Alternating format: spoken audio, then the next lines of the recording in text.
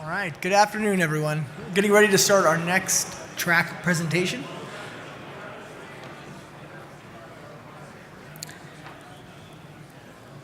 All right, so I'm going to welcome to the stage our next set of lightning presenters. We have Karamvir Singh, the head of product and strategy at Powerlines Pro, and he'll be speaking on an integrated approach to wildfire risk analytics using LiDAR, GIS, and structural modeling. And then San Gunawardana, the CEO of Enview, and he'll be joined by Steve Liebelt from the Stanford Linear Accelerator Center, talking about in the field, leveraging AI and big data solutions for risk-based asset and vegetation management. So feel free to make your way up to the stage.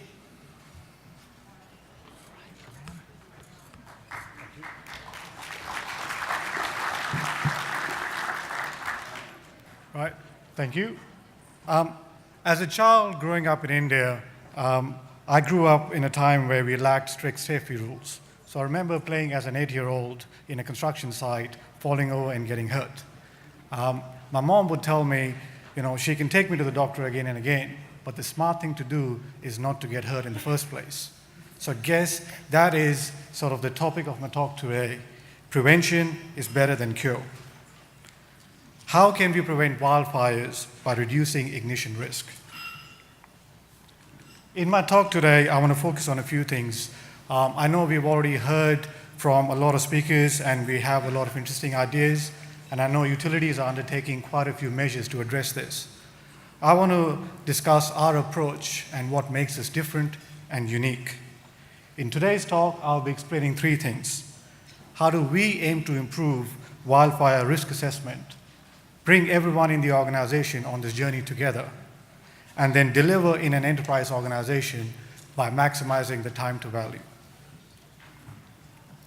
Let's begin by looking at our first point. How do we propose to improve wildfire risk assessment?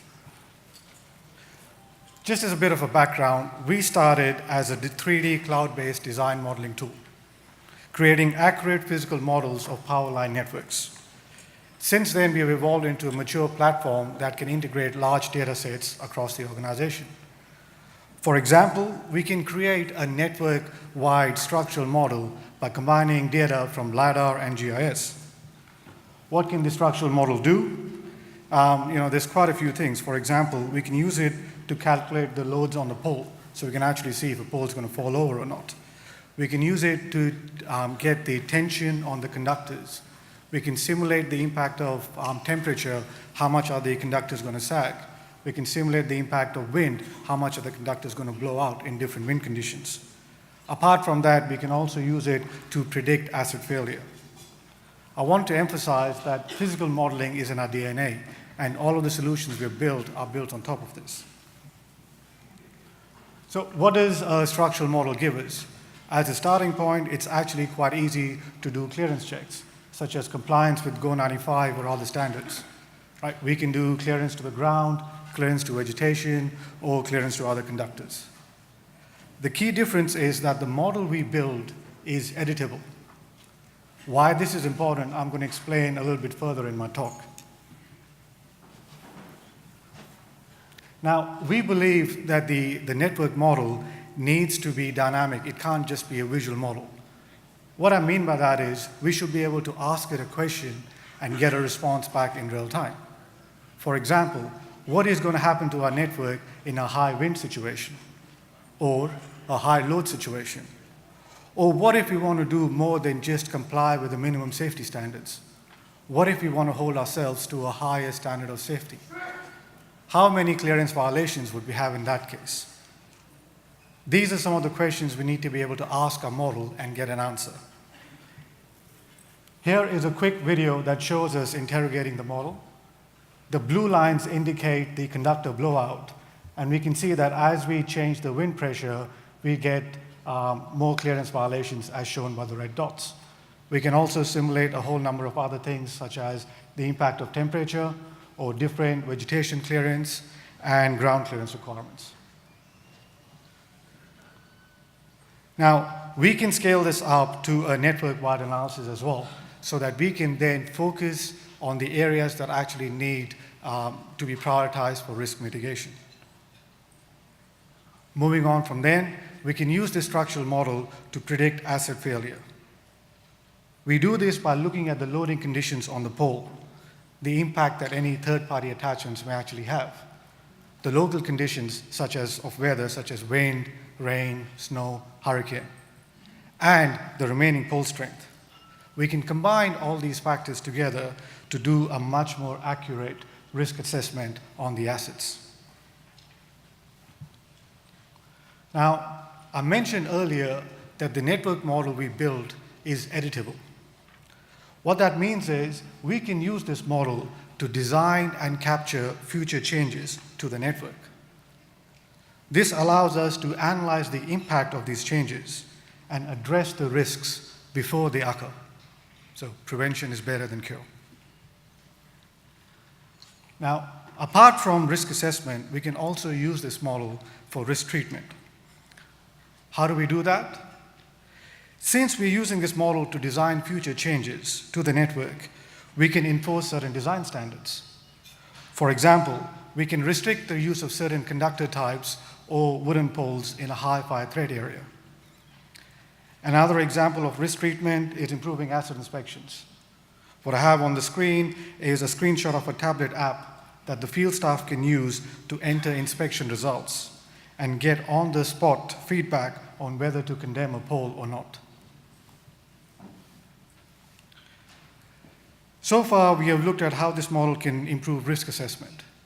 The next question I want to ask is, in an organization, who should be responsible for risk management? I guess the answer is obvious, right? Risk is everybody's business. Everybody should be responsible. It cannot be left to just one team. So how do we get everybody involved? We do this by sharing a common physical model with the design, the construction, the maintenance, the asset management, and the vegetation management teams, both in the office and out in the field. This breaks down organizational silos, creates a common view of the network, and brings everybody on the risk management journey together. We believe that this is a really powerful concept. Imagine all the different units within a utility organization sharing a common view and taking common ownership for risk assessment and risk management. Another side benefit that we get by this is we already have the basis of what people call a digital twin. Since everybody is using the same model, the accuracy and quality of it improves, which encourages further use of the model. So this creates a positive feedback loop. As the model gets used more people use it, it becomes more accurate, and then more people use it. Furthermore, as time progresses, we can start integrating more and more data and adding more and more analysis on top of this. This allows us to create a really rich and powerful virtual model of the utility organization, or, as I mentioned earlier, a digital twin. The last step is, how do we go about implementing this in an enterprise so that this is not a multi-year project that takes tens of millions of dollars and takes a lot of resources and time to deliver? Our solution itself is based on top of a modular open platform, and we propose an agile incremental approach to delivery. Rather than implementing this system top-down enterprise-wide, we can start with just one team and one use case, whatever makes the most sense for that particular utility. For example, some of our customers start by adopting a design tool to enforce design standards. Some others create a network-wide model so that they can do clearance checks and vegetation analysis. Yet others use a system to improve their asset inspections. I guess it really doesn't matter where we start. The key is to start with one focused use case and one team, to implement that, and then move along to the other teams and the other use cases. So in summary, when it comes to wildfire management, we believe that prevention is better than cure. By building a 3D physical model, utilities can help mitigate wildfire risk. The first benefit of this model is that not only can it be used to identify vegetation threats, It can also be used to predict asset failure and analyze the impact of future proposed changes. We can also use this to improve network resiliency as well by enforcing design standards and improving asset inspections. As a second benefit, by sharing this model between the different teams in the organization, such as the design, construction, asset management, vegetation management, we create a common view of the network. Right? We try and break down organizational silos and bring everybody in the risk management journey together. We give everybody ownership of this problem. Finally, we deliver this in a modular platform. Again, we propose to start with a simple, specific use case. It could be enforcing design standards, it could be improving vegetation management, it could be improving asset inspections, whatever makes the most sense. Once we have done that and delivered it, we can then move on to the next use case. Just as a closing note, we understand that wildfires are a complex problem with a whole range of solutions. Our focus is on utilities. We don't build for any other industry. Also, coming from Australia, as we've heard from the other speakers today, wildfire management is quite close to our heart. What we're hoping to do is we're hoping to integrate with other vendors and other solution providers in this space to jointly tackle this issue and create a comprehensive wildfire management system. One of the key things on our roadmap to also bring in electrical analysis apart from just structural analysis. We also want to try and do this in an agile, incremental manner so that we deliver one use case and then move on. Now, I know that sometimes in an enterprise organization, it can be very difficult to get a project off the ground. By the time we create a use case, we get the funding approval, we get the funds, we create a team, we engage a vendor, it's already been 12 months. Right? So what we are offering is, what we're saying is, we have a very quick path to get started. A lot of the utility organizations out there already have existing LiDAR and GIS data. There is a lot of value that we can unlock from modeling a network-wide model based on this data.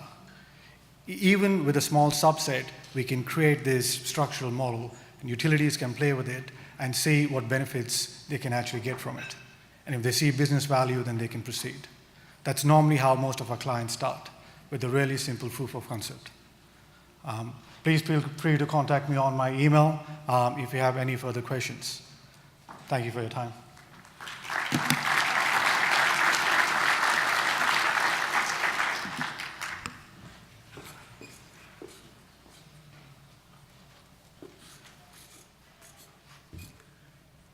All right, San and Steve.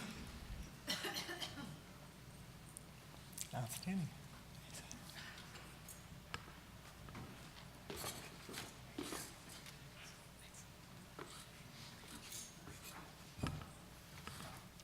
All right.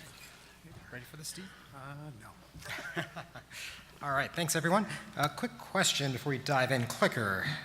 Okay. This looks promising. Excellent. All right, everyone. We're going to give you a quick talk here about geospatial AI for risk-based vegetation management. A couple of very interesting themes here that hopefully we'll all pick up on.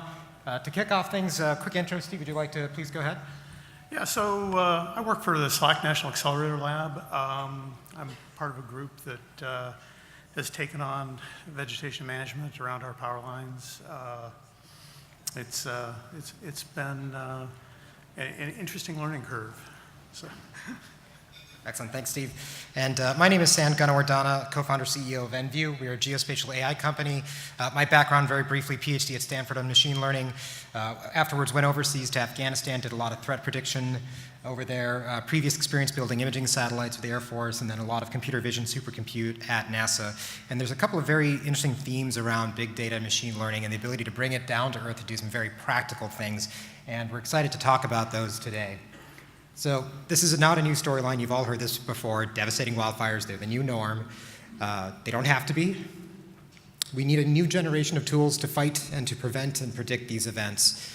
And big data and AI are one of those tools, and they're actually available to us today.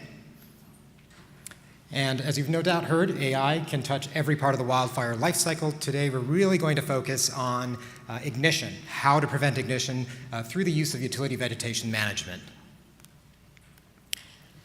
UVM, critical part of preventing wildfires. And to talk about this, we'll go through a case study on SLAC, the deployment of geospatial AI to prevent wildfires. Steve?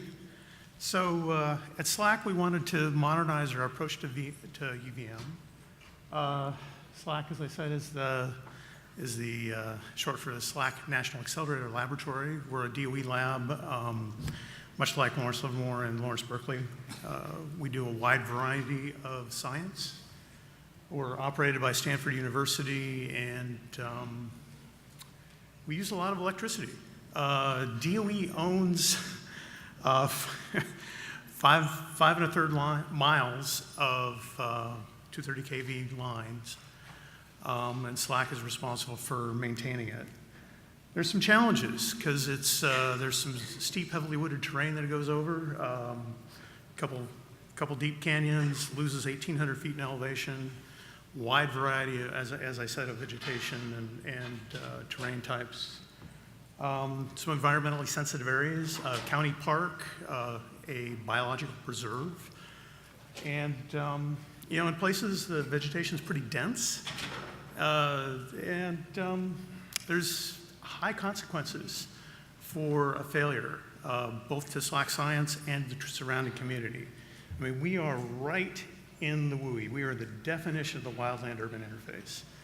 We've got houses on one side, we've got park on the other. If something were to happen, it would be bad. It's a tier 3 fire zone, if I have that terminology right. Our objectives were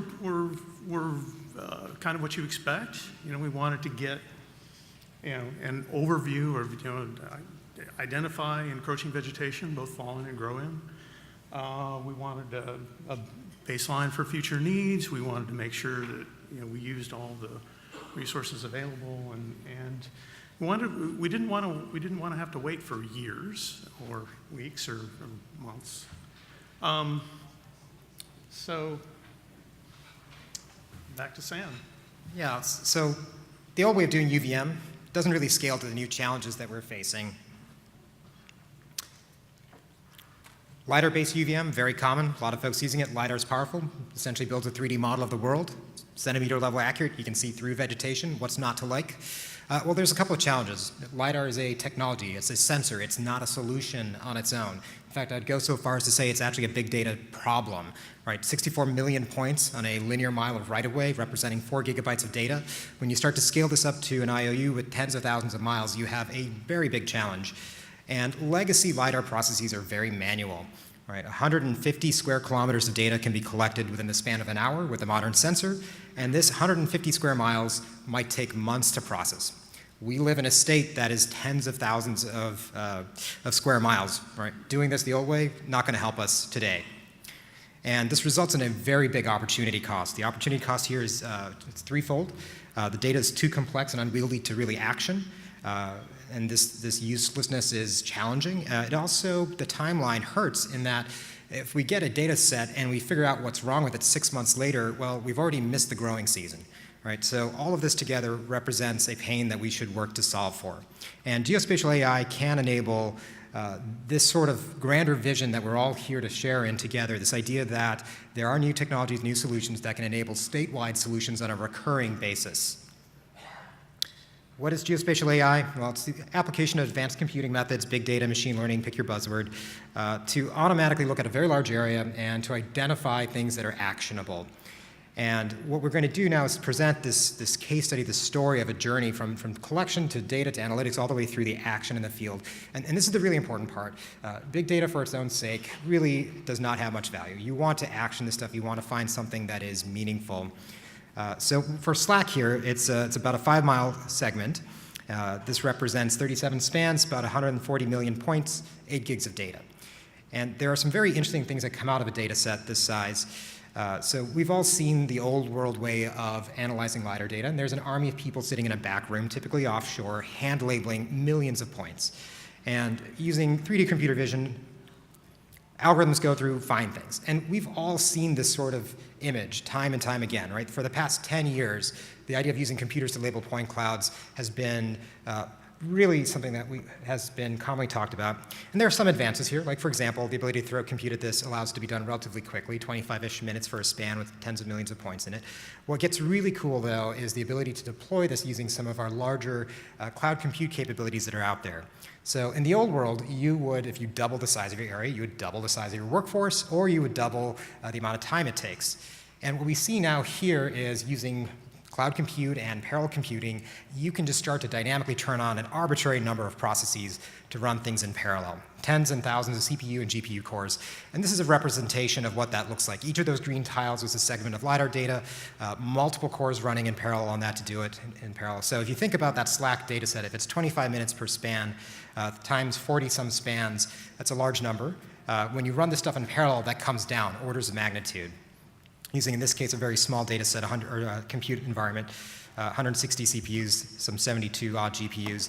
And this can scale dynamically. And this is where we as an industry, as a community should be going. The tools we build and deploy at a small scale must scale to statewide solutions. And this is an example here where 5,000 square kilometers run on 2,400 CPU and GPU cores simultaneously in parallel, get turned around in 42 hours. Right. This is now a world where we can start to action insights on a meaningfully fast time scale. In the old world, you get a LiDAR data set. It's a huge pile of points. You have to manually comb through it. What we can do now using these algorithms is essentially find the needle in the haystack for the person. And one of the things Steve will talk to is that you're not going to pull the person out of this process. The human is incredibly important, but you can use the computers to look at these enormous areas and find things that are worth looking at. And previously, you would hand a piece of paper around, right? You generate an Excel spreadsheet. That's kind of outdated in the modern world. The ability to put this into something simple like, let's say, Google Maps, a thing that we all take for granted, to put it into your workforce management software. This is part of that full solution, not just a data science experiment. So I'm going to hand it back to Steve to talk about, now that all that data has been run through, analyzed, and delivered, what happens in the field with it to bring that story full circle.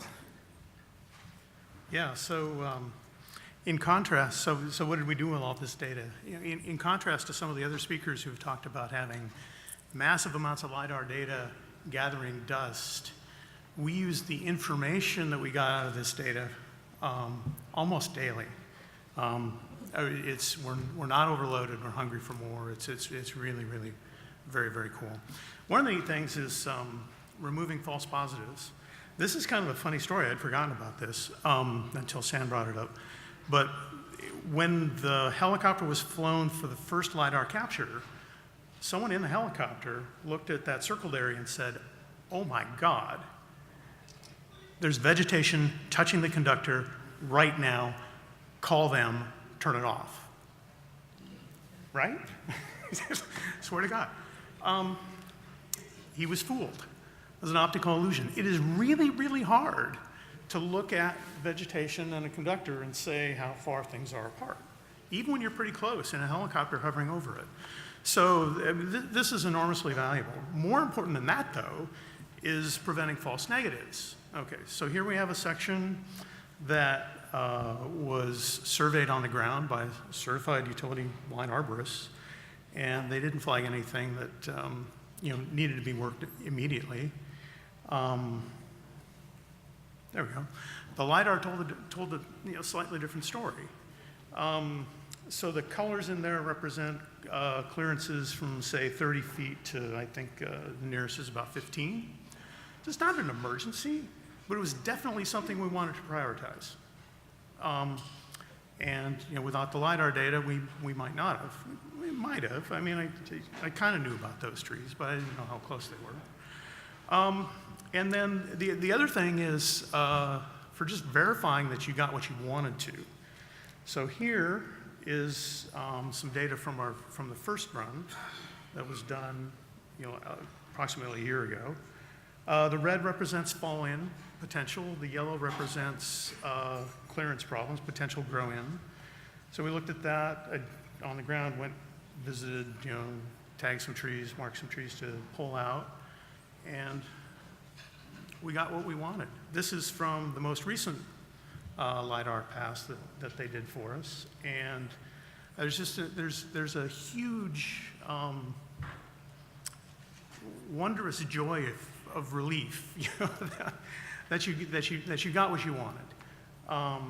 So this is just really cool. But whoops, well, that's kind of interesting. So oh, okay, that's right. Sorry, my apologies. Yeah, so here actually are those redwood trees that formed one of those two groves, and so I mean, these trees are 100 years old. They've been topped for the last 60 years, off and on. Don't ask. They're gone, but you know, they look like candelabras. Anyway, yeah. So for a final example, so here's an oak tree that both ground observers and the LiDAR said we needed to do something with. There's a little bit of growing at the top. You know, the arborists thought, you know, topping it would be fine. I kind of wanted it out because just if you top it, you have to keep topping it, and most of the trees that we've been working have been previously topped, and it's just, you know, I'm just kind of tired of working trees. Looks pretty nice, right? I mean, the tree crew told me, "You sure you want that out? That tree, 200% healthy." Well, not so much. Over 4 feet in diameter, over 3 feet of rot in the middle. Just one of the things you can't tell from there. But anyway, bottom line, we got what we needed to get done more on time. We worked over 250 trees. The vast majority of those we took out.